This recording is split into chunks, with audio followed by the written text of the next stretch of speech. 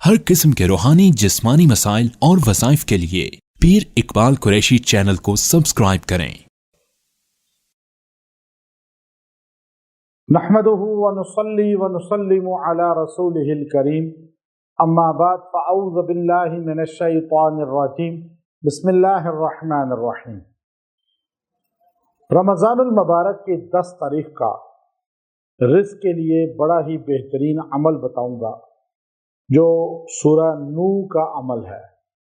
سورہ نوح میں اللہ تعالیٰ نے حضرت نوح علیہ السلام کا ذکر کیا اور اس کے اندر رزق کے انبار ہیں، اگر آپ اس کو صحیح طرح سے مشاہدہ کریں، اور اس کے اندر جو ہے اطاعت کرنے والوں کے لیے رزق کے دروازے کھلنے کا ذکر بھی ہے۔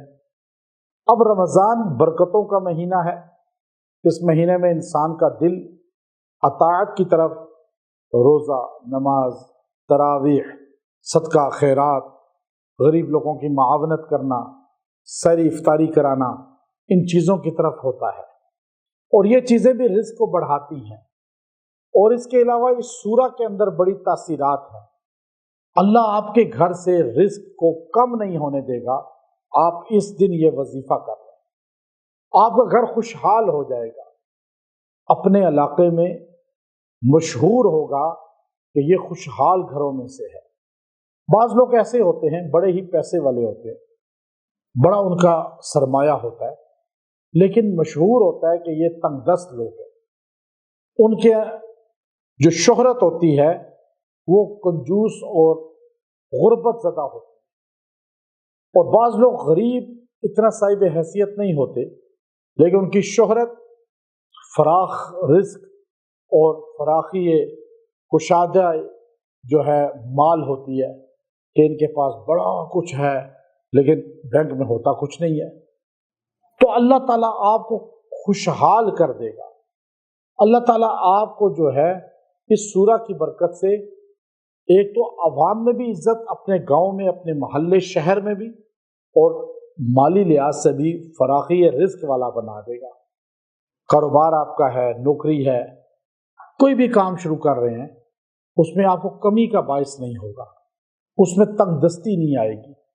یہ سورہ نوح بڑی ہی بہترین سورہ ہے، اور اس سورت کو پڑھنے والا اللہ تعالیٰ کے ہاں کشادی رزق کا اس کو اللہ تعالیٰ جو ہے ذریعہ بناتے ہیں، اور اس کے گھر میں تنگ دستی نہیں آتی۔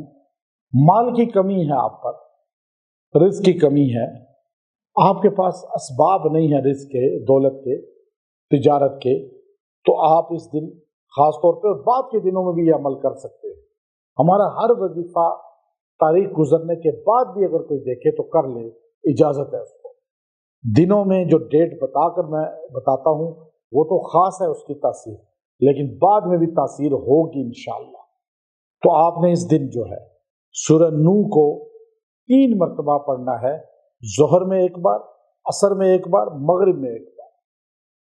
اور اگر تینوں کو 3 مرتبہ ایک ہی وقت میں پڑھ لیں پھر بھی اچھا ہے، لیکن یہ 3 نمازوں میں پڑھیں گے تو انشاءاللہ آپ کو اس کی برکت سے پورا سال رزق سے اللہ تعالیٰ محرومی سے بچائے گا، رزق کی قلت سے بچائے گا، تنگ دستی سے بچائے گا۔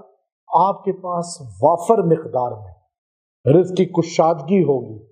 اس میں اللہ نے خود جہاں اپنی توحید کا ذکر کیا، توحید کا انکار کرنے والوں کا ذکر کیا، وہاں ان لوگوں کا ذکر بھی کیا جن پہ اللہ رزق کے دروازے کھول دیتا ہے، اور دعائیں بھی بتائی ہیں۔